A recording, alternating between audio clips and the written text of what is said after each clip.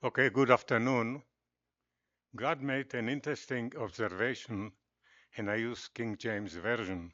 He said, "For the poor shall never cease out of the land." What a stupid promise is that?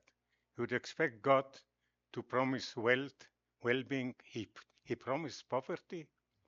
Theologians and philosophers quarreled with this dilemma for years and for centuries.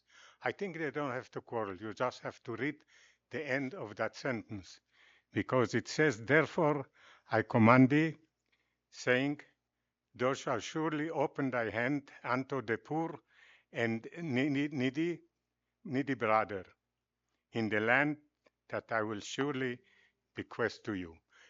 God, I think after the unhappy event of the Garden of Eden, God decided to create an unperfect world, and He needs us to help Him to improve that world. So we have a mission here to help God. And this is interesting. Our sages in the Talmud, which is the second most sacred book in Judaism, promise us that even in the Messianic days there will be poor people, and we have to help them. And this is one of the very few commandments, or as we call them in Hebrew, mitzvot, where we have the reward spelled out in the Bible itself. Because God said, "Because of that, the Lord thy God shall bless thee in all thy works and in all that thou put thine hand unto."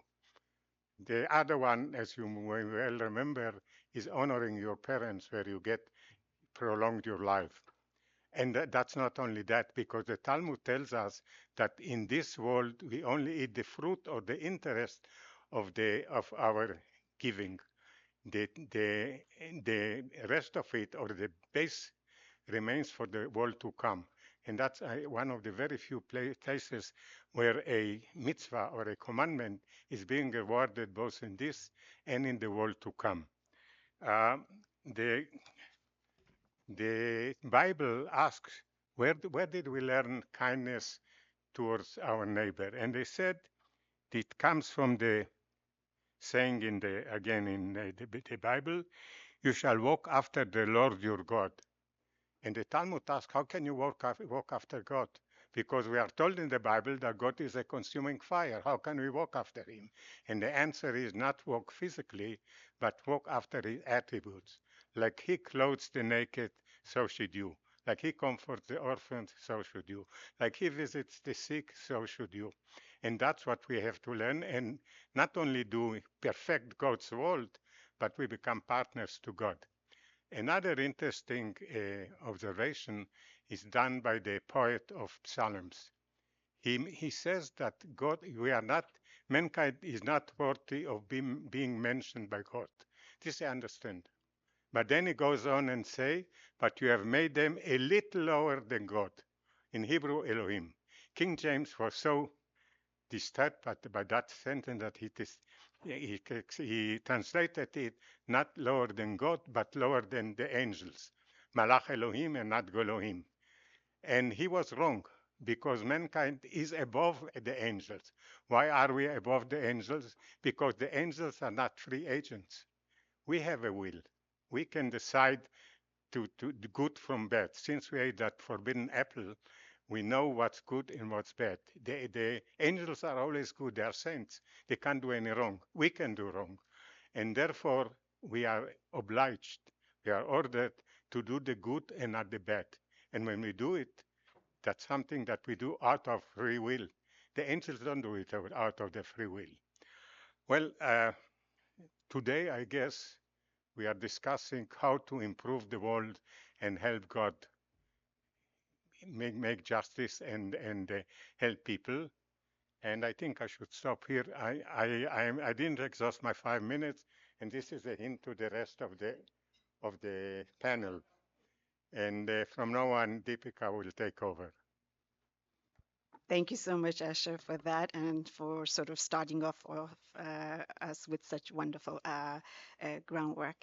Uh, Welcome once more, everyone. And it's end of the day, long and tiring, but we're talking about a very important topic, and hopefully, we do have a group of expert speakers, and we're sure that will keep you awake and animated, so that we could have a really wonderful, interesting discussion on this very important topic of poverty and inequality.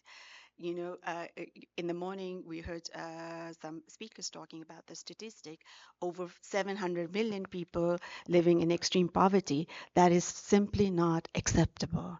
How can we and it's not as though we can all come together and work together to overcome it. We can. It is possible. So we have to do something about that. There is you may sort of define poverty in different ways. The economists see it in different ways. Socialists see it in different way. Or there are the root causes of poverty can be very varied, but we do need a very comprehensive strategy for change, and that is something that we need to do.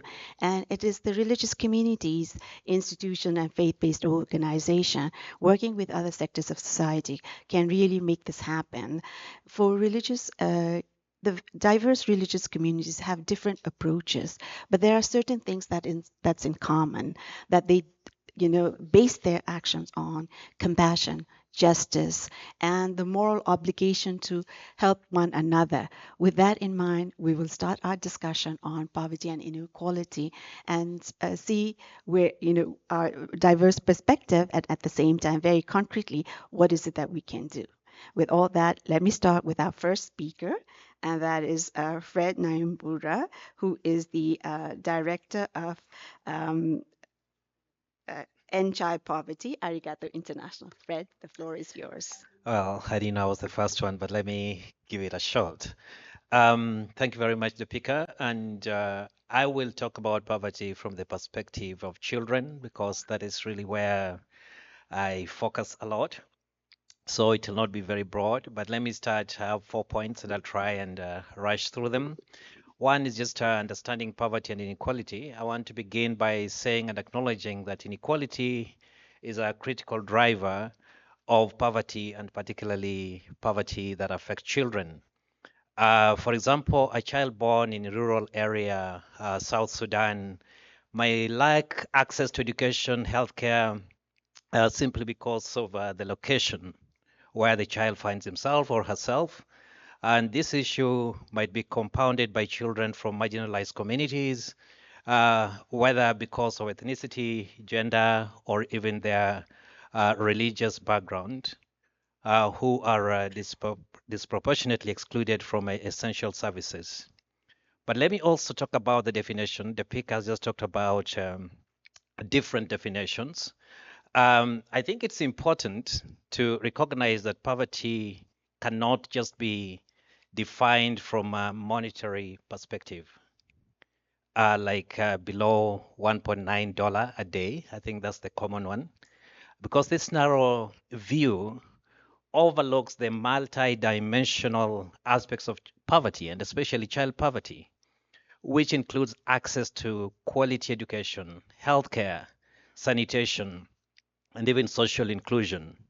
And because even children living above the income threshold can remain trapped in poverty if they lack these critical necessities. Therefore, addressing child poverty requires a broader and more nuanced approach that considers various factors influencing child's well-being. So I start by definition. We must broaden it, especially when it comes to child poverty. Secondly, let me just say that child poverty is more than an economic issue.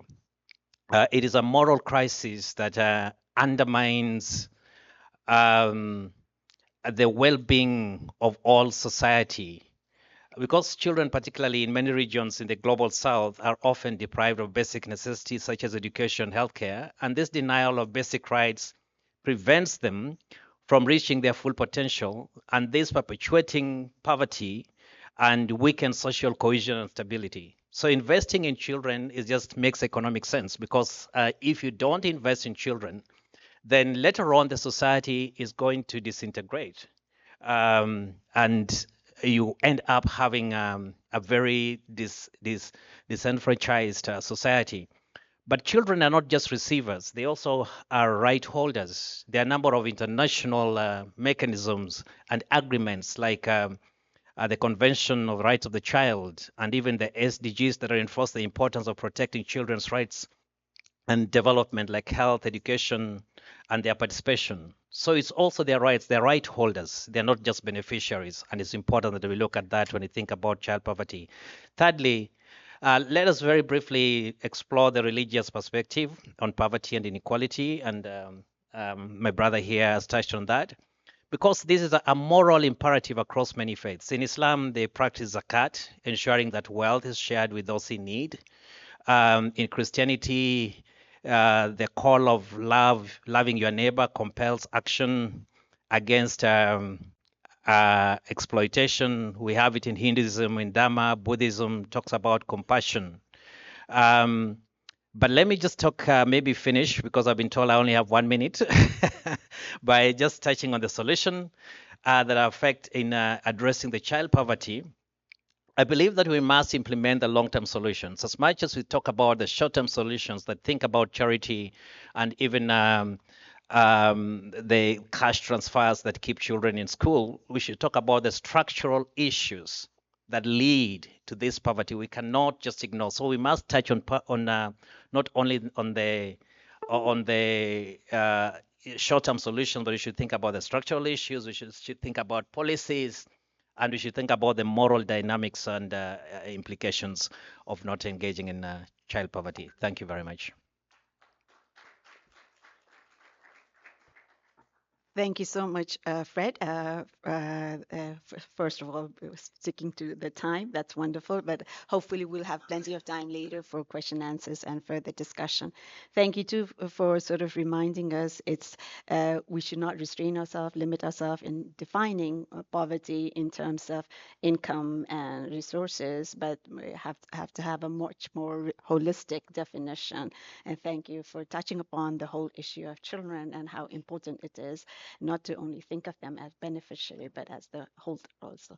So thank you, Fred. So moving on to the next speaker, and just wanted to let you know, our next speaker is Father Francisco Hernández, who's the director at the Center for Pastoral Action Program and Networks. He's also the Latin American and Caribbean Episcopal Council. Father Hernández will be speaking in Spanish, and the simultaneous translation is for English and Portuguese only. However, we have a wonderful colleague here who would, after Father Hernández speaks, she will sort of give a brief overview in English. Yes, over to you.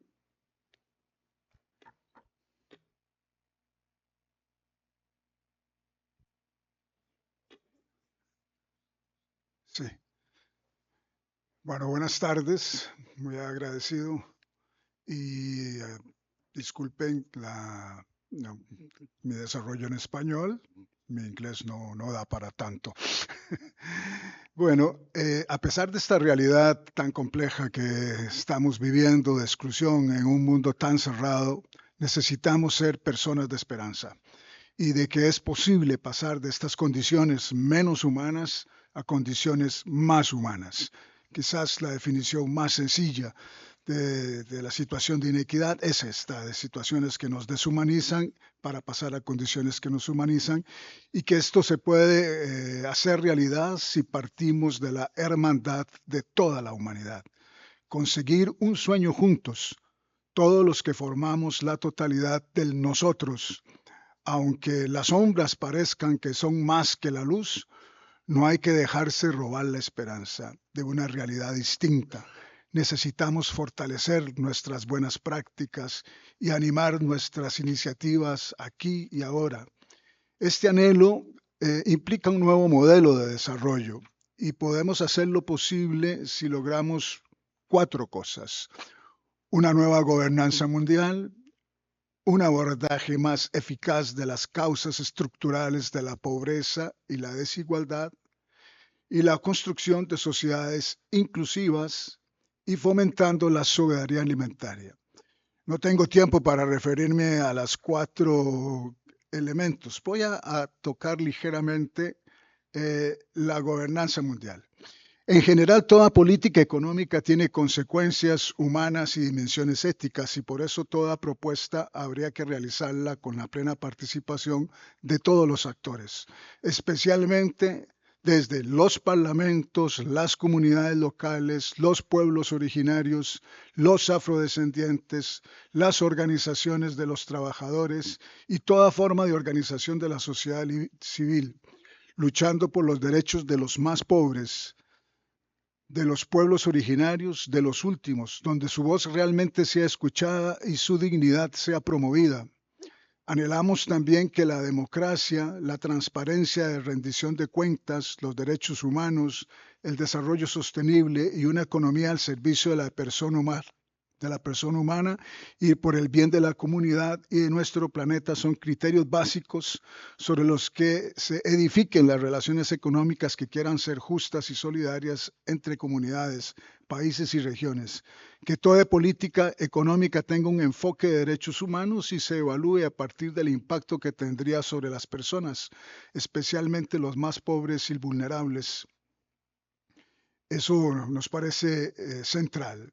Sería muy importante que el sistema comercial internacional preserve, reactive y potencie el intercambio de bienes a escala regional y mundial mediante la definición de nuevas reglas compartidas que fomenten un comercio justo, un comercio solidario y sostenible, de manera que la explotación de normas laborales débiles, la erosión de las normativas medioambientales y la contención de los precios de las materias primas sean materia olvidada en este planeta, porque de lo contrario seguiremos fomentando un mundo donde los grandes ganadores son las multinacionales y los grandes perdedores son las personas pobres y marginadas, especialmente de los países del sur global.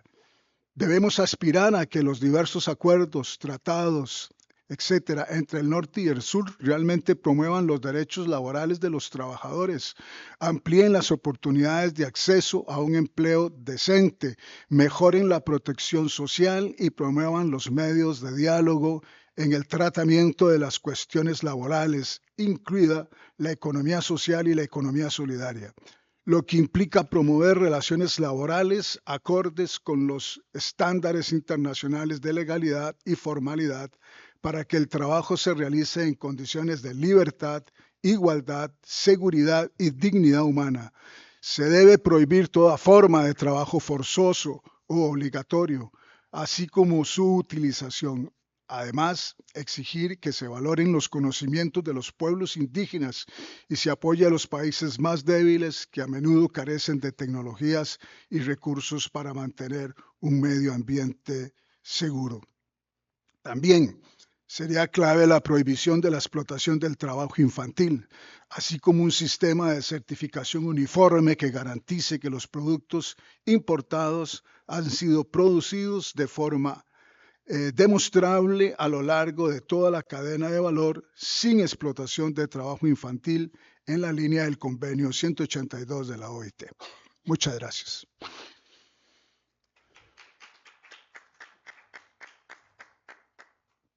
Testing. Oh, okay, perfect. So I'll do a quick summary of what Padre Francisco Hernández said. Padre Francisco Hernández calls for hope and collective action to transition from less humane to more humane conditions through universal brotherhood. He emphasized the importance of including indigenous peoples, Afro-descendants, and the poor as central voices in social dialogue. To achieve integral human development, a new global governance is needed, addressing the root causes of poverty and inequality while promoting inclusive societies and food sovereignty. Economic policy should be human-centered, involving all stakeholders, including marginalized groups. Padre Francisco Hernández advocates for fair and sustainable trade practices, protecting labor rights, and prohibiting forced and child labor. He also stresses the importance of respecting indigenous knowledge and ensuring their participation in global discussions. The ultimate goal is a just and equitable world where all voices are heard and human dignity is upheld. Thank you.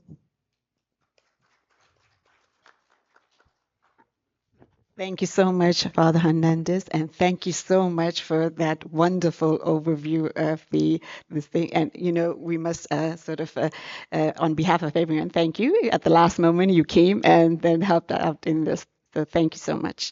So moving on, and apologies, we don't have a simultaneous translation from English to Spanish, Spanish to English, and it so happened that this panel has 3 Spanish speakers. So have patience, but we have a wonderful translator here who would summarize and help us to understand.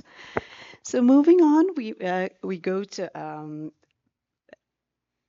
Reverend Harold Segura, who's the Director of Faith and Development, World Vision Latin America and the Caribbean, and alternate member Latin America and the Caribbean Council of Religions for Peace. Reverend Segura. Muchas gracias. Hablar de pobreza y desigualdad social no solo es una preocupación exclusiva de carácter social o político, sino también una profunda cuestión moral, espiritual y religiosa. Dicho de otra manera, las cifras de pobreza y desigualdad, sobre todo las que reflejan el rostro de hambre y malnutrición, son inmorales. 6 de cada 10 niños y niñas que se identifican como migrantes y la mitad de los niños afrodescendientes declaran haber experimentado inseguridad alimentaria durante los últimos 6 meses. Por otra parte, 11.740 niños y niñas que participaron recientemente en una consulta latinoamericana sobre hambre, malnutrición y cambio climático dijeron que nunca habían recibido comida saludable en su escuela. Eso equivale al 18% del total de esa población encuestada. Estas cifras, desde la perspectiva de la fe, contradicen los fundamentos básicos de nuestras creencias y desdicen de la religiosidad de nuestros pueblos. Son un pálido retrato de las esperanzas y compromisos que nuestras fes, así en plural, nos enseñan en sus textos sagrados y por medio de sus grandes maestros y maestras. Por eso, la acción conjunta de las comunidades religiosas debe ser consolidada y extendida, haciendo visible que nuestra contribución distintiva en la lucha contra la pobreza y la desigualdad social trasciende los aspectos meramente económicos y toca las fibras más hondas de nuestras éticas religiosas. Regreso ahora a los efectos de la pobreza y la desigualdad sobre la seguridad alimentaria, que lastiman la dignidad, la salud, comprometen las oportunidades de millones de niños y niñas. Por hambre, las familias migran, los niños abandonan la escuela, se ven atrapados en redes de trabajo infantil. Por hambre, los niños y las niñas son víctimas de abuso y explotación. La seguridad alimentaria, no sobra decirlo, es un indicador básico del bienestar humano. Cuando ella falla, fallan a su vez otros aspectos primordiales del bienestar. ¿Y qué tenemos para decir las comunidades religiosas acerca de la raíz de estos males, sus causas y soluciones? La pobreza en su esencia religiosa puede ser entendida como una condición que no solo denota la carencia material, sino que también refleja una separación de la justicia y la dignidad de toda persona. Desde esta perspectiva, la pobreza surge no solo por la falta de recursos, sino también por la injusticia sistémica, la opresión y el desamor que despojan a la persona de su dignidad y derechos fundamentales. Desde la óptica de las religiones, el sufrimiento del otro plantea cuestiones fundamentales sobre mi forma de vida y mi yo en relación con el prójimo. La pobreza y la desigualdad social son en el fondo pobreza de compasión, pobreza de caridad y falta de misericordia política. Por lo tanto, para las tradiciones religiosas, la solución a la pobreza no reside únicamente en la redistribución de bienes materiales, sino en la promoción de una justicia integral que incluya la restauración de la dignidad humana, el fomento de la equidad y la práctica de la compasión activa. Solo mediante un compromiso colectivo y una transformación ética profunda se puede abordar de manera efectiva la pobreza y la desigualdad en nuestras sociedades. ¿Qué hacer? Aporto dos sugerencias. La primera, de la cual hemos escuchado desde esta mañana: incidencia en políticas públicas, a la vez que promover la seguridad alimentaria como derecho humano fundamental. Segundo, reconocer y asumir el rol de las comunidades de fe como promotoras de cohesión social. Las comunidades de fe son esenciales en la creación de cohesión social al fomentar valores compartidos y brindar espacios para el diálogo y la mediación de conflictos de manera pacífica. A través de su influencia moral y espiritual, las comunidades de fe promueven la reconciliación y el entendimiento mutuo, actuando como puentes en contextos de conflicto y fortaleciendo el tejido social. Como líderes religiosos y espirituales, estamos llamados a ser la voz de los que no tienen voz, a iluminar los caminos de la justicia y a construir un mundo donde la niñez en América Latina y más allá no sea sinónimo de pobreza, sino de esperanza y oportunidades. Y más que ser la voz de los que no tienen voz, devolverle la voz a los que están gritando y quieren decirnos su realidad. Muchísimas gracias.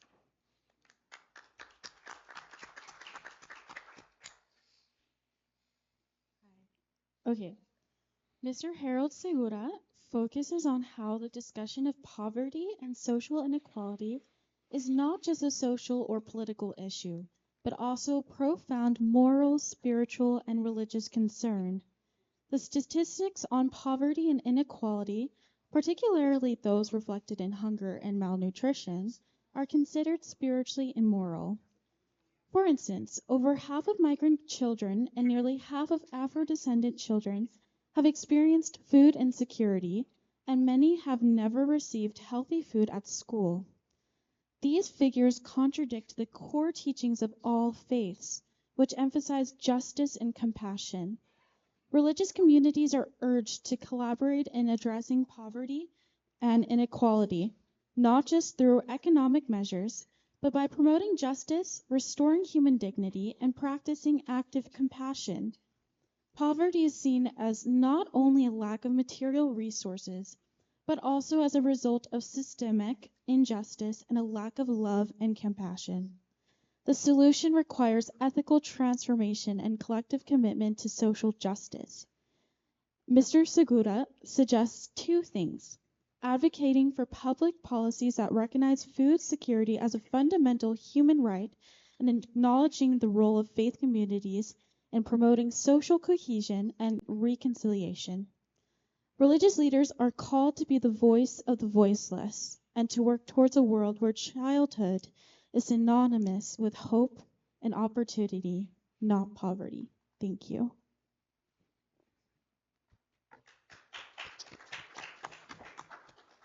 Thank you so much, Angelica, for that translation. Thank you so much, Reverend Segura, for your wonderful presentation. So now we move on to our next speaker, who is Benjamin Laniado, founder of CADENA.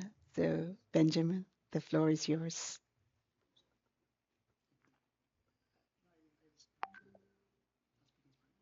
Okay. Or in English, you prefer English? Okay, I will make it in English. So I speak in English. Okay, wonderful. I need more, 2 minutes more, okay? It's okay? It's okay? I want to start. I am very honored to be here. Really, I am very honored to be here today.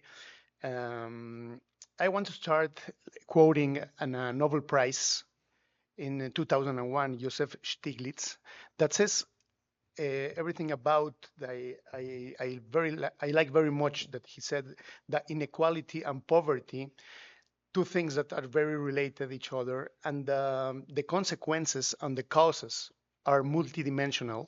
So if we want to understand the cause, we need to also to know the approach of the consequences, and the same thing about in reverse. No, so it's very important that the question is if really we can change reality or not. No, so first of all, we need to know what are the consequences and those causes. So politics, market, society, and very important issue about a cultural belief, no, of the people. So let's say that we know another economic theory says that if you put all the resources on the top of the pyramid, so in cascade it have to go no to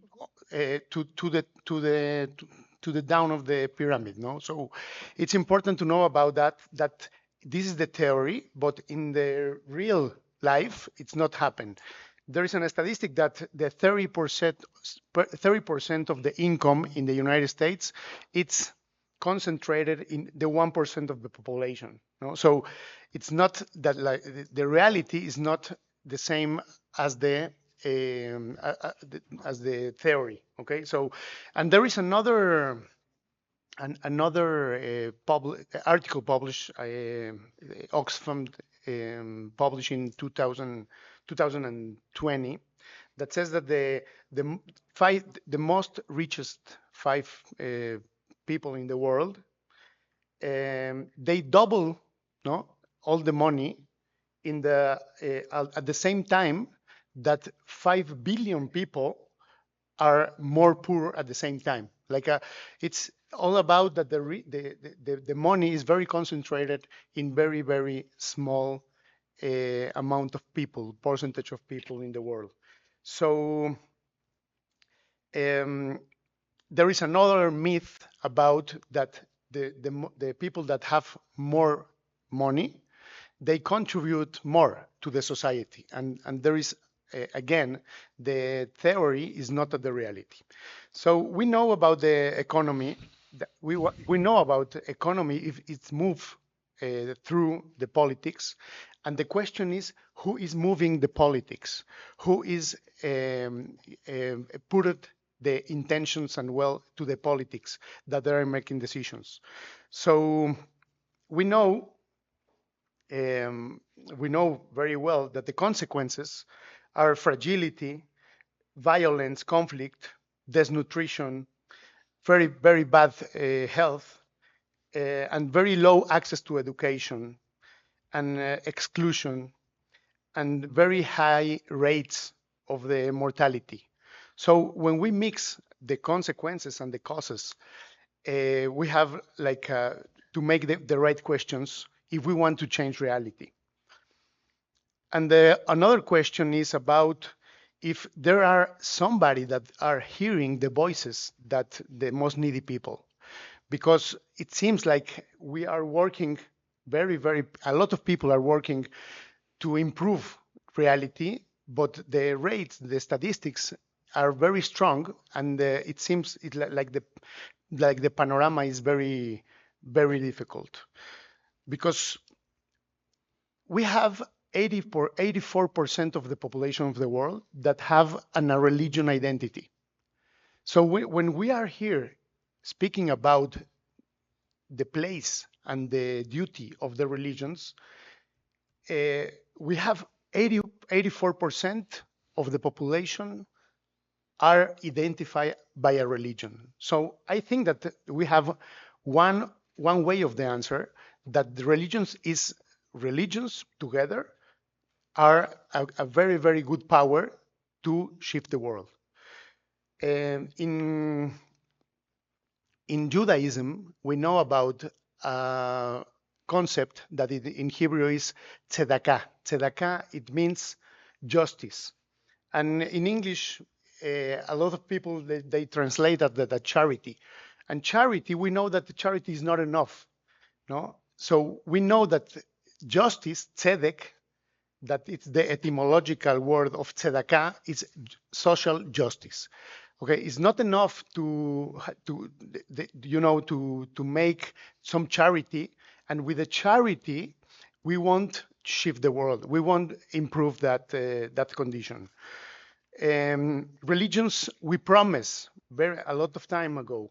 We promise that we will build a moral temple where humanity can show the more highest values through the sensibility and the co-responsibility to billions of people, and also to build a social temple when the institutions that we build and we believe in them, they will respond to that mandate. And this is very, very important to reach what I mean, that the universal and ethical progress, when everybody together have the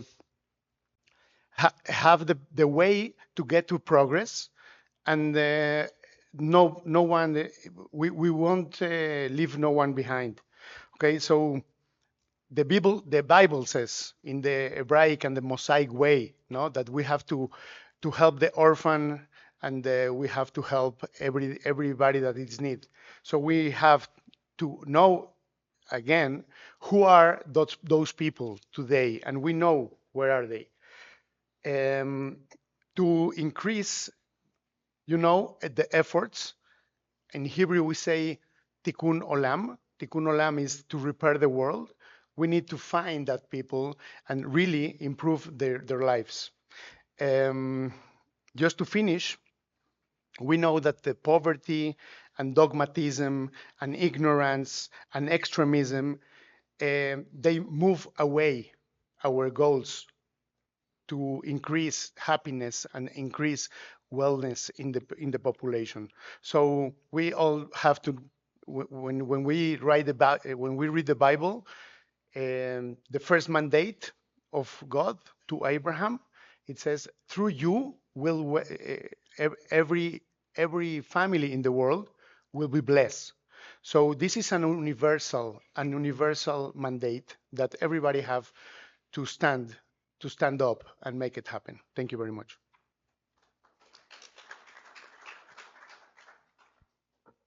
Thank you so much, Benjamin. You so rightly pointed out and reminded us that there's no paucity of wealth in our world. And as I said in the beginning, that sort of makes it so unacceptable that over 700 million people are still living in extreme poverty. And the way things are, we're not in, we will not be able to reach the SDG goal of eliminating extreme poverty.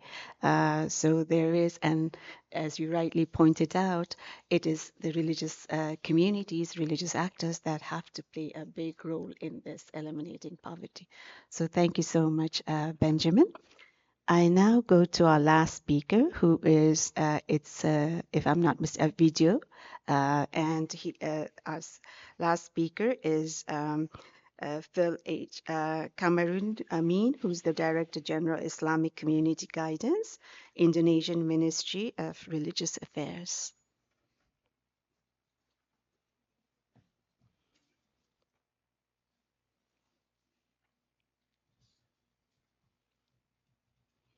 Okay, I hope the tech is fine.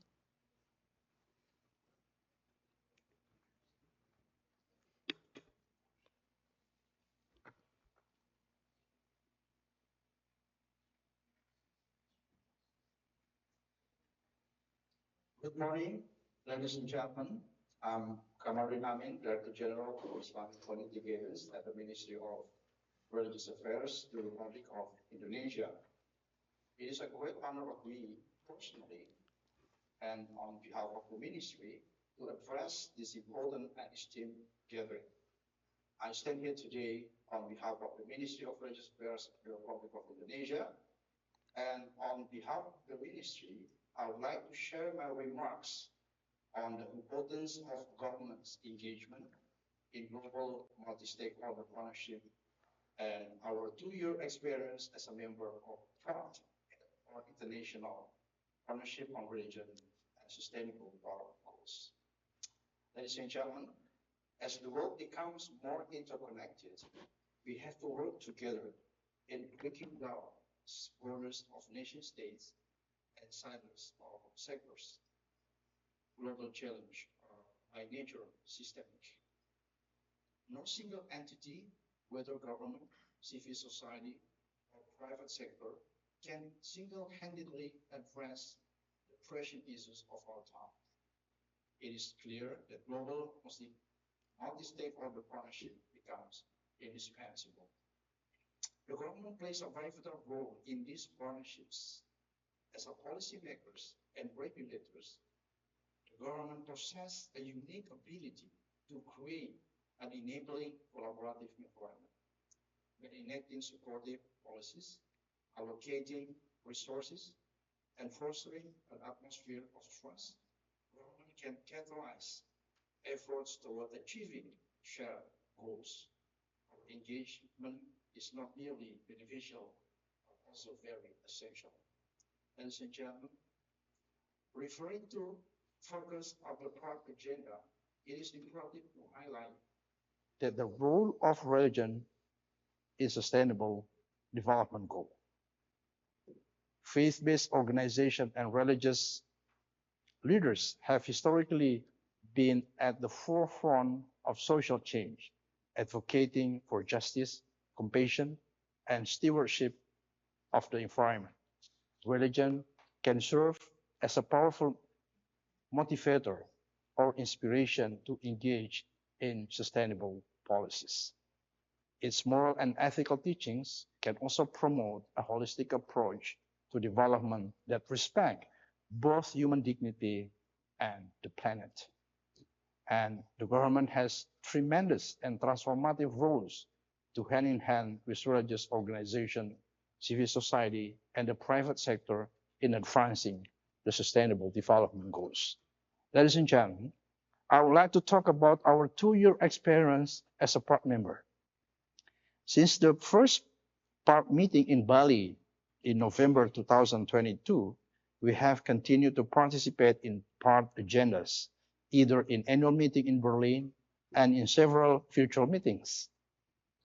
We have also strengthened cross-sectoral cooperation on SDGs with religious approach. For example, we distributed books on religion and children's rights and reproductive health for Bright, which is supporting the SDGs 3. We created hundreds of Zakat village or charity village to reduce poverty, which is supportive to SDGs number 1, and strengthen community resilience, SDGs 11.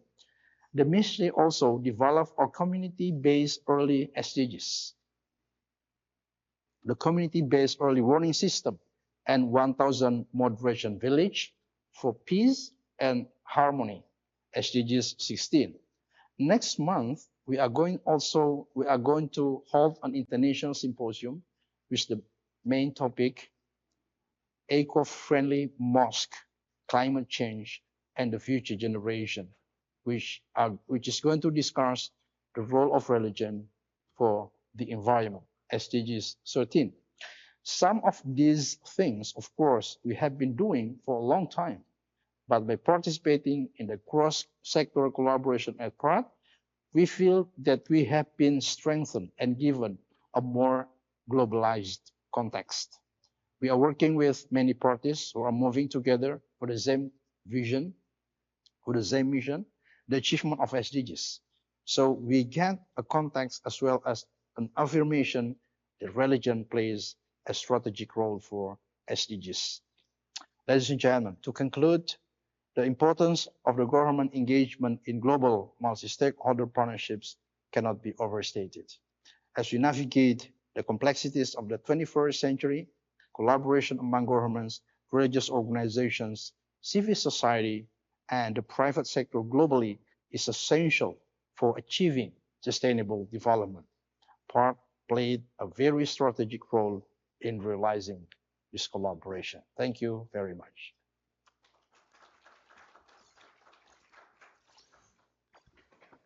We thank Mr. Amin for his message and for his reminder that poverty and inequality is such a big challenge. No one can do it alone. And we had been talking about the role of the religious leader. He reminded of the important role that the governments play and how we need to work in together. And he talked about a very good case studies of when Indonesia became part of PARD and worked with the religious communities and how that was beneficial to all. So we do need a multi-religious, multi-stakeholder cooperation and collaboration to deal with challenges such as poverty. So with that, we have a wonderful panelist here, and we open the floor for question and answers. And I know we have some people online as well who've joined us. And if there are any questions from online, please let us know as well. So we open the floor for questions. Yes. Excuse me, just to warn you, every speaker gets a 1 minute conclusion to the idea. So if you want to make it before or after the Q&As, you choose.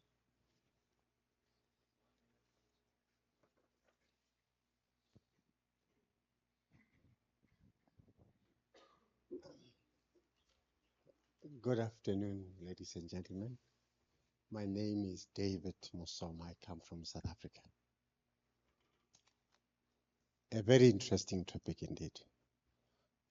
I wanted to find out, why didn't we start with inequality? And we start with the problem, poverty.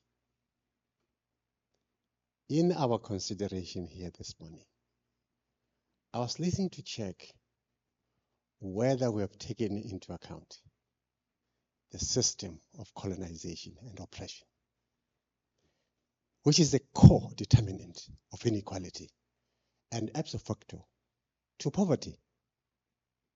So we start with poverty and we don't start with equality. Why? Thank you. So we have another, if we can take two questions and then we'll go to answers and then we'll come to you. Yes. Yeah, thank you. I'm also from South Africa. We have a very unique situation there where we had colonization and then we had apartheid.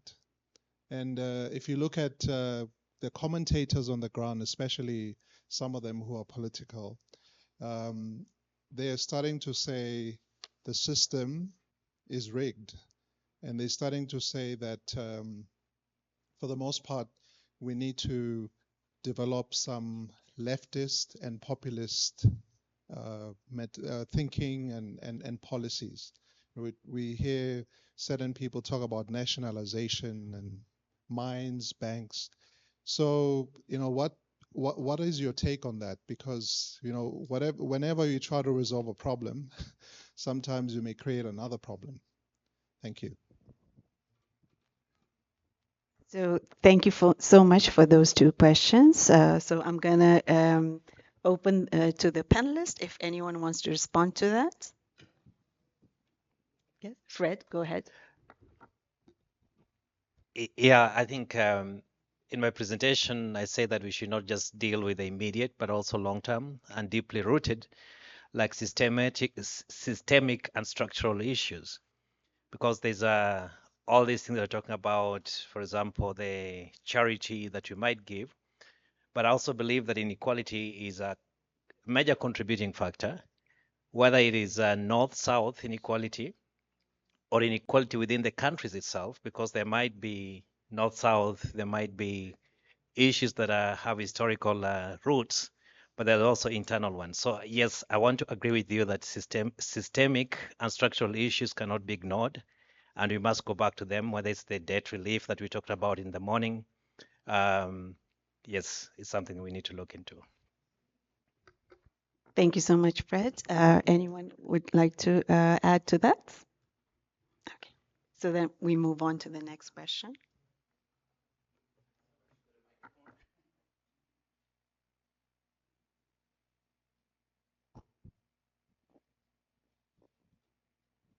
Thank you. My name is Dinesh Suna from the World Council of Churches from Geneva. I joined a little late, but I could not hear some very specific good practices or strategies promoted by the faith groups in order to tackle poverty and inequalities. So from the World Council of Churches, I wanted to highlight a couple of strategies that in the current model of capitalist mode of economy, expecting that the poverty would be alleviated by trickle-down theory or whatever is a high hopes, and therefore we were promoting something called an economy of life, where everyone gets the benefit, and the challenging is an alternative model of economy. There was another campaign we do it, something called the Zacchaeus tax from the Bible, inspired by the rich man tax collector, how then he with a change of heart started giving away his money. But the current model of economy saves the richest from paying their taxes. And the third one, we have a below poverty line measurement in most countries, but we do not have a line to determine wealth or greed line, for example. So we have something that the Greek mythical cups where there is a greed line, you pour more than required liquid, everything empties out. So these are some of this, you can Google it and find out, but I would like to know more from the various representatives here on some good practices that tackles this issue. Thank you. Translate quickly the question for Harold and Padre Francisco. Thank you so much. Bueno, Dinesh representa al Consejo Mundial de Iglesias y está curioso, quisiera saber más de concretas experiencias o estrategias de las organizaciones de fe para abordar el problema de la desigualdad y la pobreza, y brindó algunas experiencias desde el Consejo Mundial de Iglesias que han desarrollado. Thank you so much, Maria Lucia. Yes, so maybe one more question and we'll go to the answers. Yes. Yeah, thank you very much. I like what Dinesh just said. That resonated with me because I see the world is not very serious about solving these issues of inequality and poverty. We just talk, and there are no strategies specifically tackling these things. I wanted to also hear more about if there are practical examples that can help us solve these issues of inequalities, because the more the greed, all we have is the resource in the world is enough for everybody, but the issue is with greed and selfishness. How can we tackle this? Thank you. El mundo no pone mucha atención, no es serio con el problema de resolver las inequidades, y también le gustaría conocer ejemplos prácticos de cómo se puede resolver. Tenemos demasiados o suficientes recursos en el mundo. ¿Qué se puede hacer? Gracias. Thank you so much. So the question goes to the panel. Any good practices? Dinesh shared about WCC's, some of the examples tackling poverty, and there are many more examples, and I'm sure everyone has. For example, the legal empowerment of the poor that the campaign went on, and if anyone would like to share other good practices. Sí.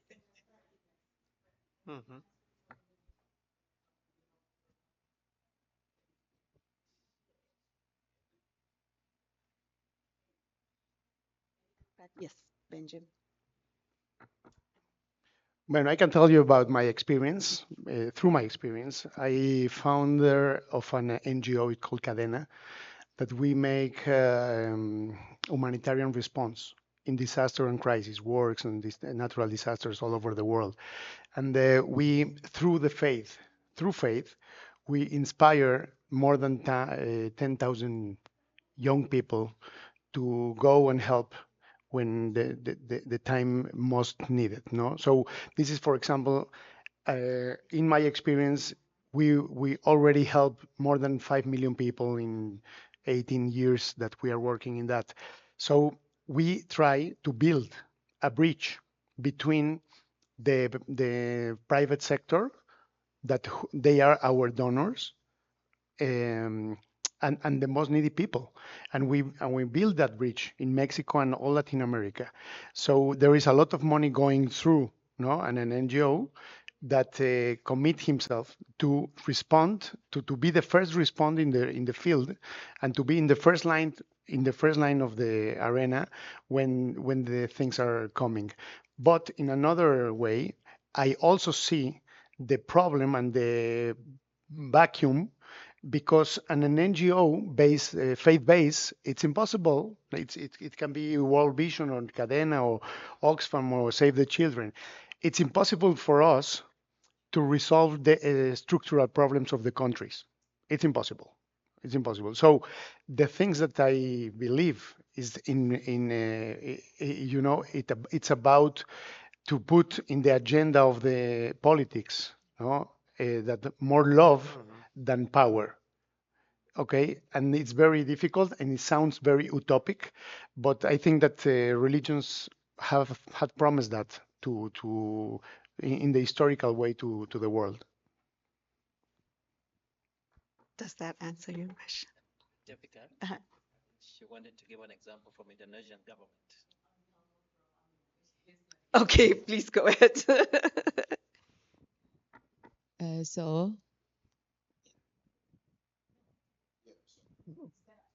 Okay, thank you. To respond, Dennis and also Ms. Najat about the strategies to overcoming of poverty and inequality. I'm Mohibuddin, part of Ministry of Religious Affairs of Indonesia.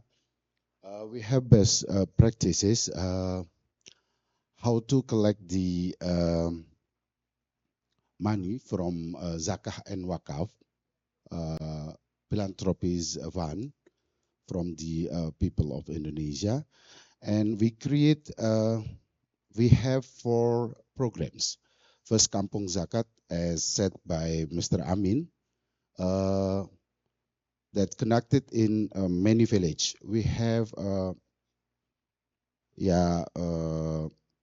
thousands of villages that conducted by which Zakat village, Kampung Zakat we call, and many and multi programs that conducted in many villages that granted for the poor community. And also we have the KUA, that's small office here. District offices of Ministry of Religious Affairs. We call economic empowerment based on district office, and we search for many districts, 10 poor communities, and we give the programs for economic improvement. So it's also we make the family relationships so there is no divorce. Then the third, incubation wakaf productive. We have about 440 land wakaf that the idle land, we give the program we call wakaf incubation productive. So many pure men can work at the land, and it's also the new one. We conduct the program we call City of Wakaf, and we focus on how to increase the economic of the region that we take the program of City of Zakat, funded by the philanthropies fund. I think that. Thank you. Can I have 1 minute more just to summarize what Mr. Mohib said? So, hello everyone. I'm Ina from the Indonesian Ministry of Religious Affairs. I'm also happen to be one of the part steering board. So in Indonesia, we have this under our ministry. We have this national board for philanthropy. We have 2, Wakaf and Basnas. So for Wakaf, we have Wakaf Indonesian Wakaf board, and for zakat we have zakat Indonesian board. So we collect all the money from the community. It can be from Muslim or other religions. So they give the money, the donations come to us as the government. We collect the money and then we distribute it to the people in needs. And for some reason, for some examples of the best practices, responding to like the like for the humanitarian, we send 20 billion rupiah for the people affected by war in the Middle East. We send all the money there. So our minister came to the Egypt for sending the money. It comes in fresh money and also for like the health kit. And then we also, because in Indonesia, poverty is still a big thing, one of our main issues there. So we distribute the money for the Zakat village he just mentioned. So we developed the villages, the poor villages, so they could become independent on their own. So we give the money and then they build like based on their capabilities, like their resources. So we give the money and then they develop themselves so they can be independent, so they don't rely on the government anymore. But yeah, we collect the money as the government. We collect the money and we distribute it to them. And if you need more, so and frankly speaking, we give this book. So yesterday for the part as General Assembly member, we bring this book from Indonesia. Like we bring 50 books, and so any one of you who got a copy of it, all of the best practices in philanthropy and related to poverty and inequality, you can find it here. And I hope there are still some left. And yeah, we can talk about it more. If you know me, we can just discuss about it more after the discussion. But yeah, that's from our side. Thank you. Thank you so much for giving those some of the examples. There are many, many examples, and I already see hands. And a couple of things that reminded me is also there are very much example of where, you know, in order to sort of address the inequalities and poverty among the most vulnerable, like in Sri Lanka and Philippines, where children, religious leaders provided birth certificate to children so that they could have access to education and health services, or in Ethiopia where the religious actors provided training to people living with HIV so that they could be engaged in income generation activities, and as you rightly said, where they became independent. And I recall, and this is something that always touches my heart, and I remember it so well, where I met this lady who was HIV positive and who went through this training provided by our religious leaders in Ethiopia, and where she sort of said, I was able to, through the services provided by them, I was not only able to get the treatment, but I was able to get this training on income generation, and I was able to raise some goats and, you know, and hens and chicken and sell them, and I was able to provide for my family. My children has started to go back, and she said, but more than this, you know, I got my dignity back, and that's what the religious leaders do. You know, that always sort of touches me, and that's the power of the religious in terms of addressing poverty and inequality. It's just not about the income; it's about emphasizing, focusing on dignity. Yes. So yes, please.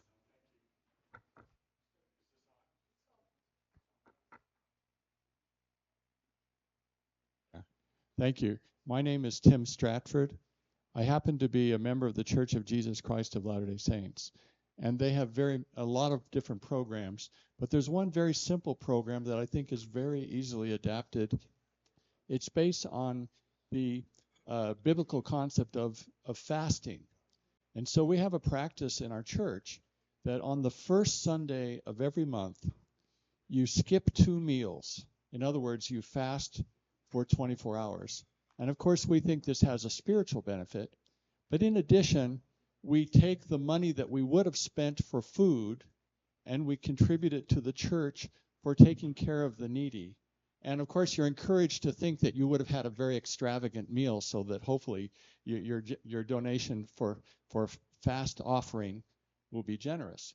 But through this program alone, during the last year, the church collected $1.36 billion and used this not only to help the poorer people within their local congregations, but also had enough left over to sponsor over 4,000 humanitarian projects in communities and villages around the world.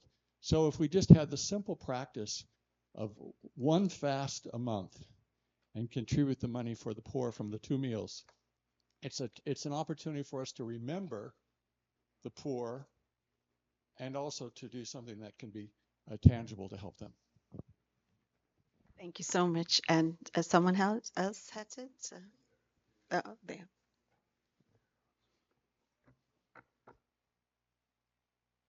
So thank you for all the panelists, and this is Deepika. I think that we need to go deeply to analyze this issue. For example, poverty is we are going to fight against poverty with philanthropy, or is an structural situation issue, and it implies values, practices, etc. But I want to question to all the panelists. If reducing poverty and inequalities are a political issue or not? If yes, how to involve in this compromise? Thank you so much. And I think Harold wanted to respond to this. Yes, go ahead, please. Sí, yo estaba pensando en lo mismo que dice Vicky. Tengo algún problema cuando se pregunta dónde ha estado la solución. Para mí el problema es que cuando preguntamos eso en un espacio religioso, podemos caer en la trampa de pensar que en el espacio estrictamente religioso está la solución, cuando es una solución no solo estructural, sino social. Es decir, son soluciones que tenemos que construir en sociedad. Ahí está el gran problema. Con una iglesia que sí tiene aportes, mira lo que acaba de decir tu iglesia, a mí me ha sorprendido mucho cómo una iniciativa tan pequeña logra impactos financieros y aportar a proyectos que salen de tu país. Lo de Indonesia, pero son aportes que hacemos desde lo comunitario a la estructura social. Entonces pienso que la pregunta podría ser, ¿dónde están las contribuciones modestas pero significativas que podemos hacer para no caer en lo que estamos viendo no solamente en América Latina, sino en todo el mundo, ¿no? Las ilusiones de izquierda y las ilusiones de derecha que nos dicen cómo resolver el problema, y muchas veces las comunidades de fe sumándose a esas soluciones que no son más que sueños vanos. Pero la pregunta tuya, Vicky, me parece que es la pregunta. Gracias. Thank you. Maria Lucia, could we ask you to translate, please? The mic. It's over there.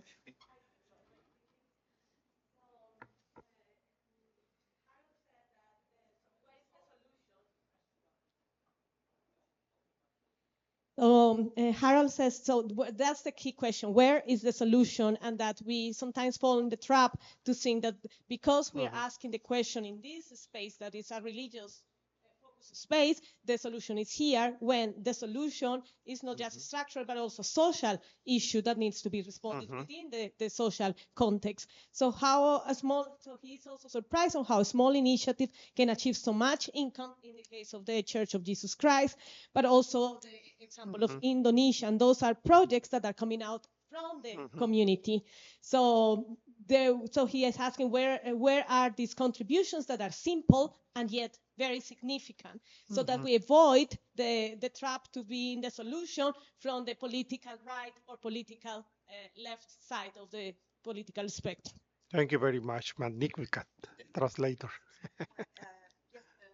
Before Benjamin will answer to that. Also, to relate that question of Vicky, that I think that also the religions, all institutions faith-based have to involve in advocacy. Advocacy is very important. It's not enough to give to the people that are around us in the community. It's good. It's very important. But advocacy through to make pressure to the governments. I think that is very, very important not to forget about this arena, because from that point of influence, you can move a lot. You can shift the world really in advocacy with good policies. For example, in Brazil, you move the wheel. You move the wheel in the last 20 years.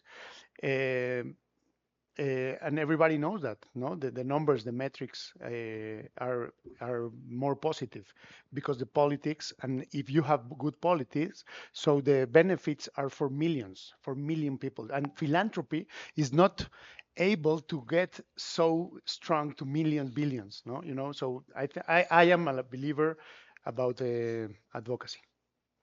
Thank you so much, Benjamin. Fred, you wanted to add something more? Yeah, just a quick one. I just wanted to say that I believe there's no one answer. The causes of poverty and inequality are multiple, and there must be multiple responses to this. We have to identify and be very specific on what we're dealing with. But I don't think we should run from systemic and structural issues. Maybe as faith communities and faith-based organizations, we might not have the capacity, but that's where we go into collaborations and networks with other actors. We don't act alone. As Arigatou International End Child Poverty, we are part of what we call Global Coalition to End Child Poverty.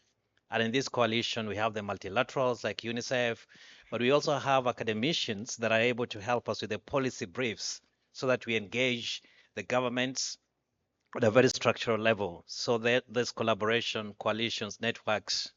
PAD should be listening to this because PAD is such kind of a forum that can bring us together to bring what we can bring in, like quality, dignity that you talked about, as others bring in their expertise. Thank you, Fred. And we had some questions from way back there. Just to warn, this is the last question because the schedule is running late already. Okay, so we have two questions, and then we will. Just one question here. No, there are two people, so we'll have two questions. Please go ahead. Okay. My name's Alistair Redfern. I'm a bishop in the Church of England. I've got a comment and a question.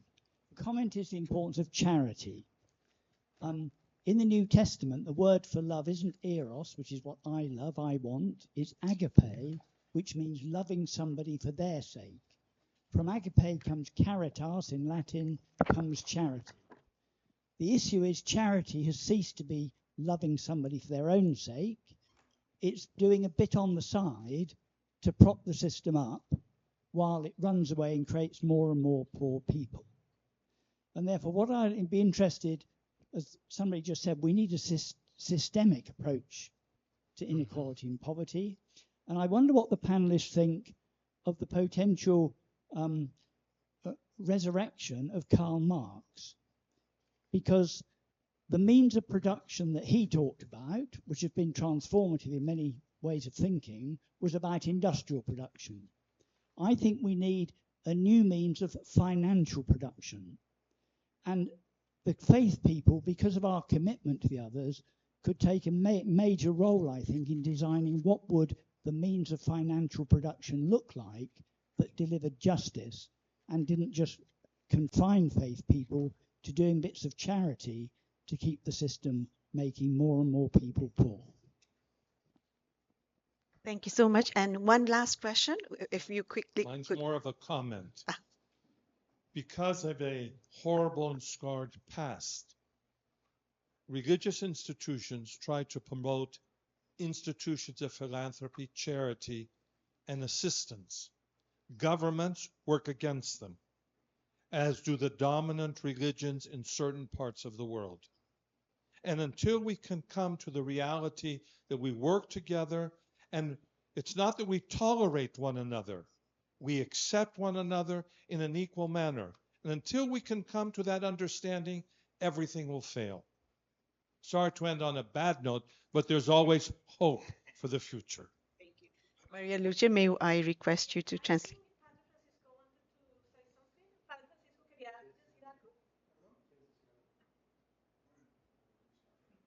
So could you, one moment, can you? Voy a Deepika, let's say a few words with him.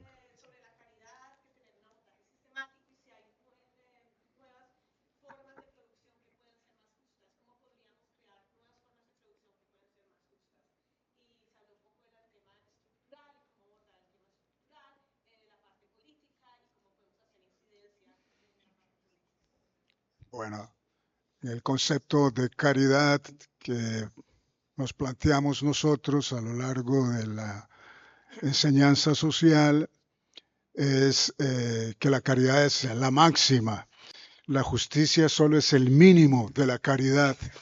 Y es cuando logramos la justicia, estamos empezando a amar al prójimo y a amarnos realmente como un nosotros.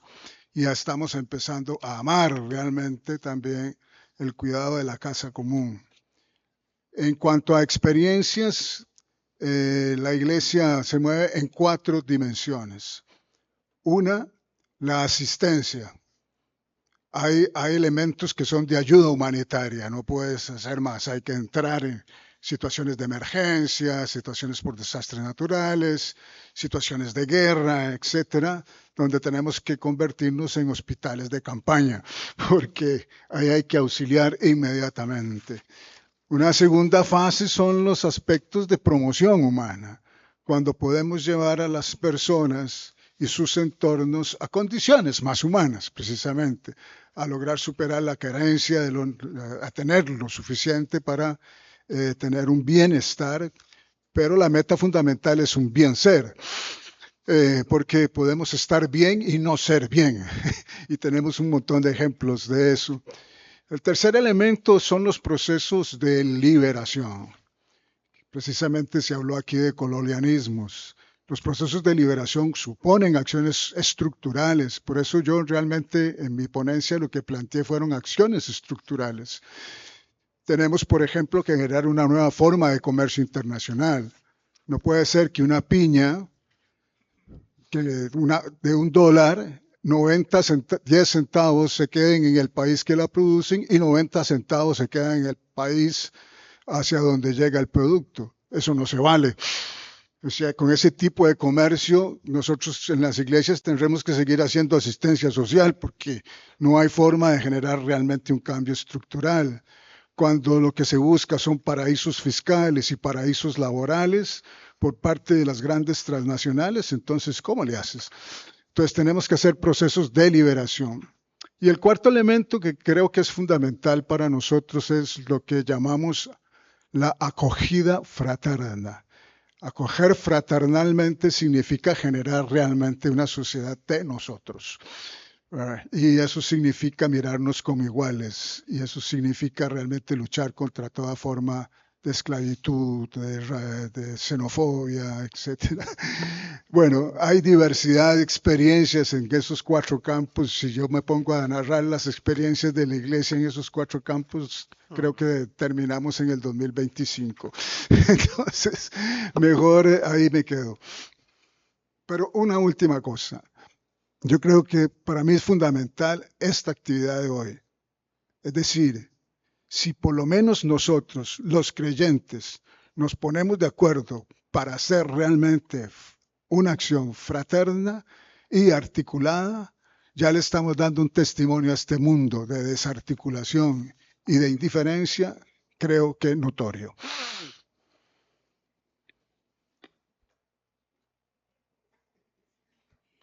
No, well, Padre Francisco talked about the concept of charity in the social teaching, and charity is the maximum and justice is the minimum of charity. When we achieve justice, we can start loving one another and our common house.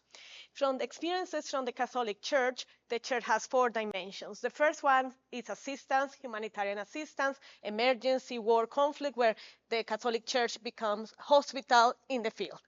The second is human promotion, when they help people and their environments to achieve situations that are more humane, to have a better living, and the goal is well-being. So that's the second part. The third is the processes of liberation. We have talked about colonialism, and he, in his intervention, talked a lot about the structural actions that are needed. A new form of international commerce. So he said it cannot be that in the country where we produce a pineapple that costs $100 or pesos, 10 stays in the country and the other 90 wealthy goes to the other country. There are fiscal paradises from multinational corporations that need to be challenged. And the fourth element is the human fraternity, embracing the other to fight xenophobia, slavery, and others. So he concludes saying that this activity is fundamental, because if we as believers agree on an activity that can be shared and have a common goal and can be articulated, we can set an example on how we can fight poverty and inequalities. Yes, thank you. Thank you so much. So let's give a round of applause to all the speakers. So we thank you, Maria Luce, for stepping up and translating. Thank you to the technician and all those who've participated through Zoom. And thank you all for coming. This was a very interesting discussion, much more to be discussed and thought and shared. And before we end, as Asher has started, so I'm going to ask him to end it. Thank you, Deepika. I want to return to my opening remarks and take where Benjamin said about tzedakah. Tzedakah is being translated as charity. It's not a wrong translation, but it doesn't convey the whole meaning of it, because tzedakah comes from tzedek, justice. We are under a duty to do justice, not to give charity. What's the difference? To give charity is a noble act. You get a plaque, you get an honorary degree, you are invited by the queen, she may make you a sir or whatever. It reminds me, by the way, when I studied in Chicago, there was a guy who donated a huge amount of money to renovate the toilets. When they asked him what's that, he said, the toilets are under a horrible condition, but no one wants his plaque on the toilets, so they don't give money. Now, when you do tzedakah, you are under a duty. It's not a noble act. It's something that you must do, because if you don't, you commit a sin that you will be punished for. So it's not a noble act. Actually, the poor people do a noble act because they give us the chance to perform the duty that God gave us. By the way, we heard about the Mormons giving a certain percentage of their income to the church. They actually fulfill the commandment of God to the children of Israel. It's not charity. And one more thing about tzedakah.